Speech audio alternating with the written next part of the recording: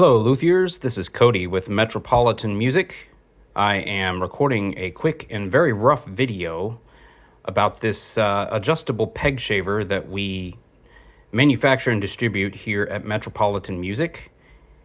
And a lot of you have had some issues with getting this configured correctly to sharpen pegs optimally. And I am going to demonstrate how to set it up to most effectively sharpen, as I do probably hundreds of these at a time when I am assembling these in batches to get them ready to ship out to our customers, as it is a very, very popular item that we sell. We also carry the Haredom blocks. As you know, these are pretty expensive because of what they are. They're a very good product. What makes these very nice to have as well is the adjustability, because they are almost infinite in the way that they can shape a peg, because sometimes you have a peg that is in between the sizes that are offered on the Haredom. So you want that infinite adjustability.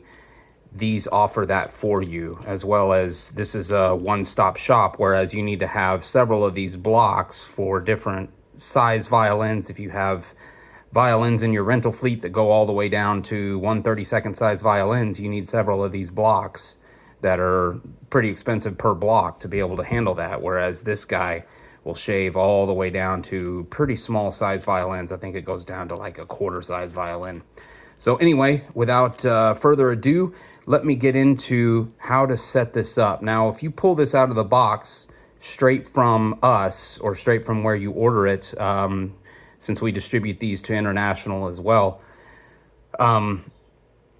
they are ready to cut a peg. They are, usually they come right off my bench and I have already configured them. They should be ready to go. However, sometimes they may need a minor adjustment or two. And to do that, I'm going to show you that process now. What I do recommend, do not touch the blade. The blade is set. The blade does not need to be set or reset in any way, shape, or form. Don't touch these. Just leave the blade where it is. All of the adjustments need to happen on this L bracket here, not on the blade. Now, a lot of you probably already have touched the blade and already messed with this.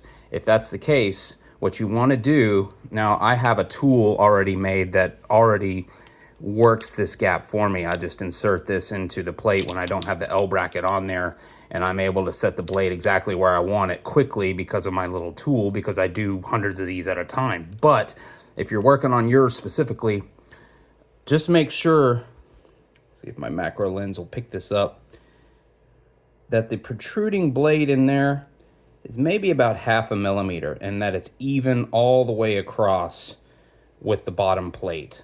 Just an even protrusion of about 1/2 millimeter. That's all you want there. Also make sure that you have, if you feel this edge with your thumb on the side where the taper of the cut, the largest part of the taper where the peg is inserted on this side of the tool, there's a little bit of protrusion of the blade there, much like the Haredom block, the notorious edges that will cut your finger, if you know what I'm talking about. Same thing here. You want a little bit of protrusion of that blade there. So once that blade is set where it needs to be, don't touch it. Tighten it down, leave it be, no touchy. Okay, so once you have that, to adjust out this tool, it comes with an Allen key. If I actually use a screwdriver style Allen tool. This is a 9/64 Allen key. If you want to grab the screwdriver version, it is much easier to use than this tool. However, you know, this Allen key does come with it, so it makes things easy so that you can adjust this out on your own. I loosen these 3 screws. This one on the side here to work on the taper, and these to move around on the plate. Now, I'm going to tighten these down and just loosen them maybe 1/8 or 1/4 turn, so it'll slide around on the plate, but it's not going to lift off the plate hardly at all. I want it to slide around, but I don't want it to be lifting. Same thing for the taper. Now, to adjust this out, I use this mandrel here. This is like a blank peg reamer. It doesn't have any cutting surfaces, but it is set up like a standard peg reamer. We do sell these here. I don't believe they're in our catalog. You'd have to call to order this particular item. But if you don't have one of these, you don't necessarily need it. You can use a standard peg reamer. You would just use the smooth side and just put the blade side down. You just carefully use your standard reamer and you should be okay. It's not going to hurt it for this process. So I'm going to put that in there, and I'm going to kind of push down on both sides so that it's pushed down against the blade. And while using my thumb and index finger to kind of position the L bracket so that it's centered on the bottom plate, I'm just going to kind of get it centered, and then it's, for this knob, it's lefty loosey, righty tighty. Or no, I'm sorry, I did that backwards. It's lefty tighty, righty loosey. It's backwards. So I'm just gonna gently, not too tight, just gently, just a little bit of pressure, gently tighten it down on that reamer. And that's gonna kind of set it to where it needs to go. And then just gently tighten down, not completely tight, but gently tighten down all three of these screws. Now for some reason, once I've tightened these down, righty-loosey, to get my reamer out of the way, then I'm going to go ahead and really tighten these down. Now, most people, it's at this point that they think they're ready to cut. That is not the case, and I will show you why. Now, I've got my mandrel back out of it. I'm going to put my mandrel back in. As you notice, there's play in there. The taper isn't quite correct. So I've got to readjust the taper. And when I do that, I'm going to loosen my taper screw again. And I'm going to kind of push down on it so that it pushes back down onto the mandrel again. Just a secondary adjustment on that taper. And righty-loosey again. Just kind of get it. And then I'm going to see if there's any play. Now I don't have any play left. Now I've got the taper exactly where I want it. So this is perfect, where the mandrel is in there. There's no play in it. You would think that this would cut a peg perfectly. It does not. And let me show you why. And this is where most of you are having issues.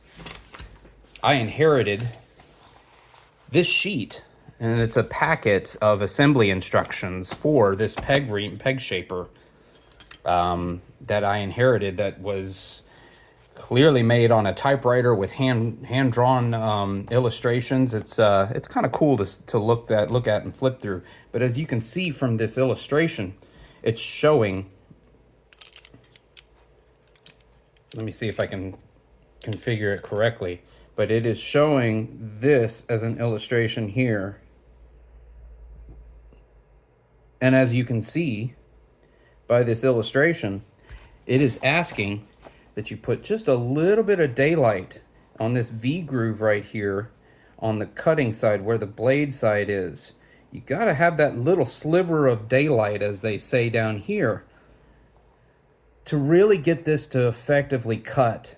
Without that sliver of daylight, the peg bogs down and it actually starts grabbing, and it will pull chunks out of your peg and it'll ruin your peg. A lot of you are having that issue because that little sliver of daylight isn't there. Now, to achieve that little sliver of daylight, what I've done from here in Metropolitan, when I set these up after this particular step that I have completed, what I'm going to do is I usually take like a knife and I will score tiny little scratches on either side here, which may actually be visible on my camera. Teeny tiny little scratches there in the black anodized paint and the aluminum to demonstrate where this L plate sits. And those little scratches are going to be a guide for me. So what I'm going to do is I'm going to go ahead and loosen one side. And using my hex key as kind of a wedge, I'm going to push against the L bracket here and the screw to move this plate away from my little scratch mark by about maybe 1/2 millimeter to 1 millimeter, somewhere in there. Just move it away from that scratch mark just a little bit.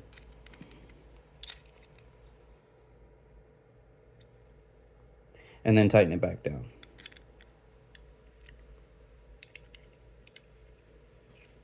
And then I'm going to do the same on the other side.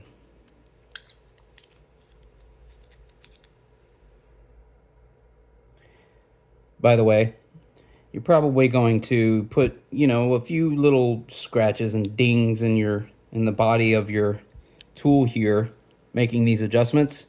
A Sharpie marker makes an excellent touch-up pen to keep your tool nice and presentable, should you care.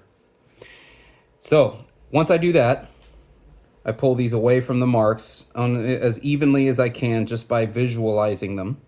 I'm going to put my mandrel or my reamer back in there, holding it down against the blade, and I'm going to examine the daylight. See if my camera will catch it. There's a whole bunch of daylight there in between the blade and the V-groove on that one side. On the other side, it's making contact for the most part. But on this side, there's daylight. So because of that, it should cut pretty well.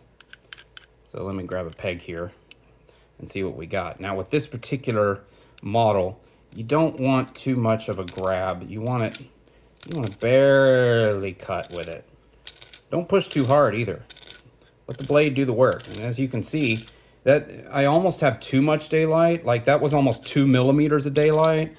I would probably move the V-groove a little bit closer to the peg in the end before I sent this out to a customer. But I mean, does it get any better than that? I mean, let me grab the hairdom. I mean, it's to me, it's shaving every bit as good as the hairdom. I mean, those shavings look pretty good. I mean, the hairdom has its uses for a lot of things, but, you know, if you need a peg that's in between sizes of the hairdom, it's hard to beat infinite adjustability of this guy. So as you can see, I would probably adjust this L frame block to push back a little bit so that there's a little bit less daylight. But even with that 2 millimeter gap, it's cutting pretty well. So that's how I recommend to set this up. If it starts, you know, if it's not cutting properly, you can readjust this just based on these 3 screws. Remember, again, you don't need to touch the blade. All you need to do is adjust these 3, and you should have a good cutting surface. Now, obviously, you're going to need to take the blade off periodically to sharpen it and or replace it. These blades are fairly inexpensive. We do offer replacement blades. At the moment of recording this video, I think they're in the neighborhood of $15 in our catalog. You can buy replacements. Might be a good idea just to have a few on hand as extras, but they can be sharpened, and they are relatively inexpensive. So yeah, just grab you some extra blades, keep them sharp. Yeah, it's a good tool. It just, you know, it's a little finicky as far as getting it set up, but once you get it set up, it's going to cut pretty well. So feel free to reach out to me anytime if you have any questions. You want to nerd out on this particular tool. I am happy to help you. And yeah, hopefully that clears things up, kind of helps you out.